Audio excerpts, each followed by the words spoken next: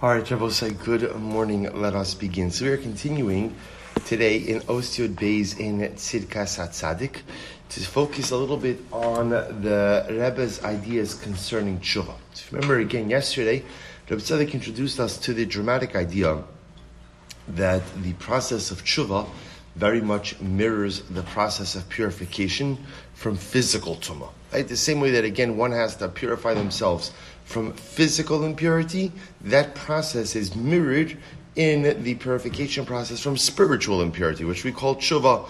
So the Rebbe said, remember, just very quickly, in the process of being mitar, in the process of purifying oneself from, let's say, for example, from tumah, the Rebbe said there are two parts. There's tara and there's kapara. Tara, purification itself, is achieved through two things: mikvah, tefillah, and harav shemesh, setting of the sun. Kapara is achieved ultimately through karbanos. And the Rebbe posits that the process of tshuva really requires these two pieces as well. There's a tara piece. So we'll see. Now, there's a tara piece and there's a kapara piece. The Rebbe said really the way the Rebbe framed it was, in tshuva there's two parts. There is a future-oriented part. I want to be different. I need to be different. I don't want to continue to sin. I want to live differently. I want to be better. And then after that, there is a rectification of the past. There's going ahead and going back. Like the Rebbe said, Tikkun lenafsho min hapegamim shepagam bizmana avar. Then there's a reconciliation with the past, a atonement from the past, which we'll get into now. So the Rebbe says as follows. See, he says, if we're on page Chaf Gimel, in the Be'uriach Hasidus, the left-hand column, we'll start 3 lines down. V'zeu taima, v'zeu remes ha'pnimi b'kach, shetzarech ha'adam ha'tameh, kigon zavu mitzorah, shnei dvarim. Right, the person who's tameh, now we're switching back for a moment to physical impurity. So a person who is physically impure requires two things, says the Rebbe, kedei letaret legamrei mitumaso, in order to go ahead and fully purify himself from his tumah. What does he need? Aleph, tara. This is what we're going to focus on today. Today we're going to focus on the concept of tara, of purification. So what's tara? Like we said before, tara, utvila b'mikvah v'harav shemesh. So remember again, the purification piece, the tara piece, is served through immersion in a mikvah and sunset.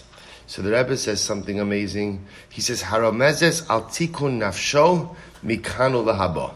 So the Rebbe says, that first part, what we call tara, is the future-oriented process. The future-oriented process. We'll say, even if you think about this, we'll talk about the imagery. The easier imagery to appreciate is harav shemesh, right? What does harav shemesh represent, right? What's harav shemesh? Setting of the sun. What does the setting of the sun really represent if you think about it? What does it represent? New day, right? Past is the past, new day, new chapter, I'm starting over. So the Rebbe says the concept of Tevilah and Harav Shemesh represents what he calls Mikanu Lahaba. That's Tikkun Nafsho Mikanu Lahaba. That is the purification process. That's the part of Teshuva, that's the part of Tara, that's future-oriented. I was Tameh, as I enter into this new day, that Tumah is behind me. There's a new chapter. There's a new chapter of life in front of me. Now the Rebbe says as follows. He's going to focus much more on the concept of tevilah. So I understand that to rid myself of physical impurity, I have to go into a mikvah. Remember, bless you. Remember again, what the Rebbe is highlighting over here is the same process to go ahead and remedy physical tumah is going to be the same process to address and to remedy spiritual tumah, to do tshuva. So again, if I'm tameh, I need harav shemesh, I need mikvah. The Rebbe says that refers to the future-oriented part of tshuva. So harav shemesh, I understand, the old day is over, new day is ahead of me, new chapter. What about immersion in mikvah? So the Rebbe says something so beautiful over here. He says, "Ayidei sheyitbal ha'adam v'yashkia es mocho b'mei hadas shu kinui v'remez l'torah harochetzes u'mitaheres es das ha'adam." So in general, water, right? The concept of immersion in water is a fascinating idea, right? Why is it that water is always necessary for any type of tumah? right? It's just a fascinating idea. What is it about immersion in water? So Rabbi Soloveitchik has a whole beautiful piece about this where he explains that, I think I spoke about this the last time we did this os a number of months ago, but the Rav explains that water, he calls it the primordial substance. Remember again, what was the world at its beginning? Right? The world was water. Right? The world was right. It was water. Water represents the beginning. So when a person goes ahead and immerses in a mikvah and immerses themselves in water and allows themselves, remember again, that's why by mikvah there's no chatzitzas, right? You can't have anything interposing between your body and the water. When you wrap yourself in the initial building blocks of creation, what you are effectively doing is beginning your own creation. You are recreating your own world. Reb Tzaddik understands a little bit differently. Reb Tzaddik understands that water is also an allusion to Torah. That just like water sustains and water gives life, so too Torah sustains and Torah gives life. And therefore the Rebbe says something absolutely amazing. He says, in physical impurity, you go into water, right? You wrap yourself in water. In spiritual impurity, tshuva, what's the tvila? The tvila is in Torah. The tvila, the immersion, is not in water for tshuva. The immersion is in that which is like water in Torah.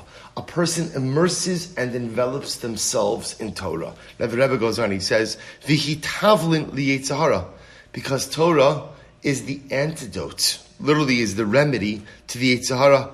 Kevan shi mevatelas es hirhure avera, because Torah has the ability to go ahead and negate even thoughts of sin. Vatorah nikres tavlin mishum she mitablaso. So this is incredible. Remember, we saw this. Gemara Maseches Brachos says that if a person is struggling with a particular Yetzirah, right, person, what should he do? Mashcheu lebeis hamedrash, right? Kriyat Shema you get to afterwards. The first step is bring him into the beis medrash.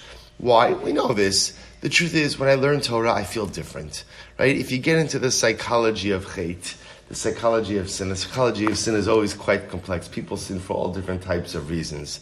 Sometimes it's gaiva and taiva. Sometimes sin is just an escape. Sometimes sin is a result of me just not feeling good about myself. But one thing is clear, that when a Jew learns Torah, by definition, I feel better. I feel different about myself. Therefore, again, Reb Tzaddik is saying, the tavlin, the antidote to the Yitzhar, the antidote to chait, is Torah. So, in physical tuma, you're going to immerse in a mikvah, water. In spiritual tuma, the process of tshuva, my water is Torah. I'm going to immerse myself in Torah. He goes on, he says, V'Torah, V'osa ma'achal roi, shehovcho l'cheshek l'divrei Torah, lios b'machane Yisrael.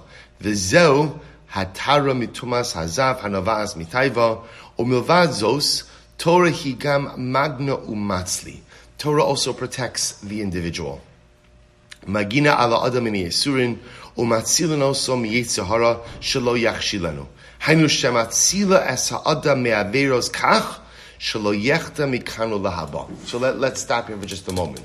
So Reb Tzaddik is saying as follows, and this is really quite incredible. So remember, we're focused now on the future part of tshuva. As I mentioned yesterday, it is very incredible that in Reb Tzaddik's model of tshuva, the future part of tshuva comes before the past part of tshuva, which is really just a fascinating psychological dynamic. Because normally we assume that the first part of tshuva is kind of reconciling with my past, and then I can build a future.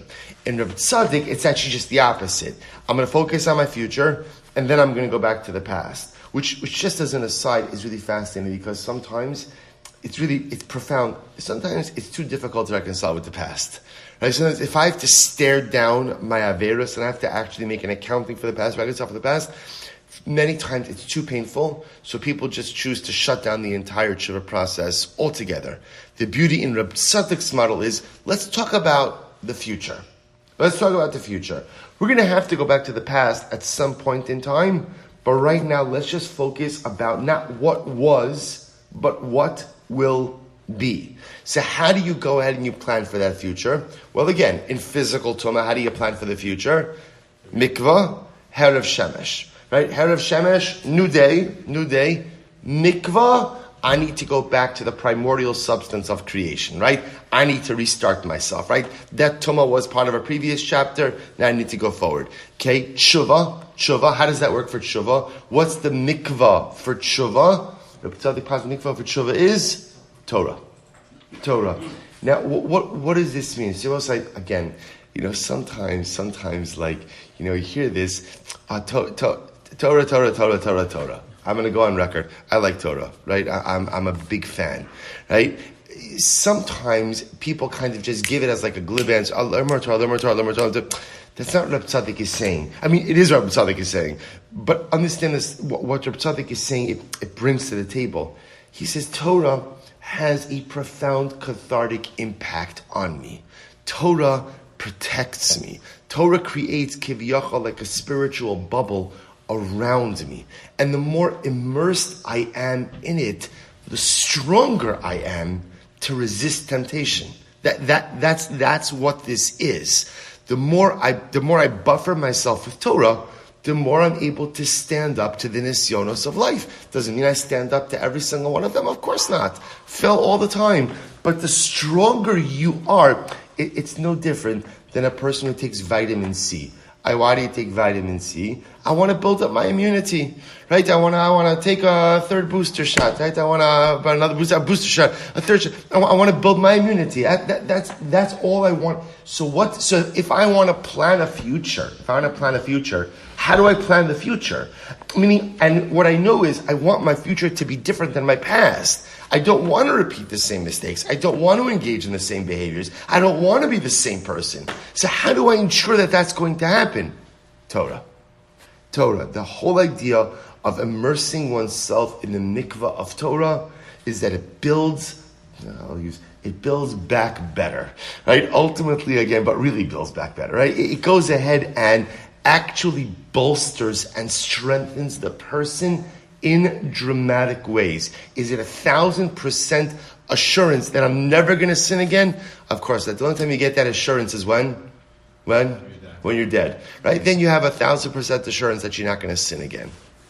But lamaisa, if I bolster myself, immerse myself in Torah, I buffer myself, I strengthen myself, so I'm better able to resist the typhus. All right, we'll stop over here for today. We'll, Meretz Hashem, pick up with the rest of Yud Beis, Meretz Hashem, tomorrow.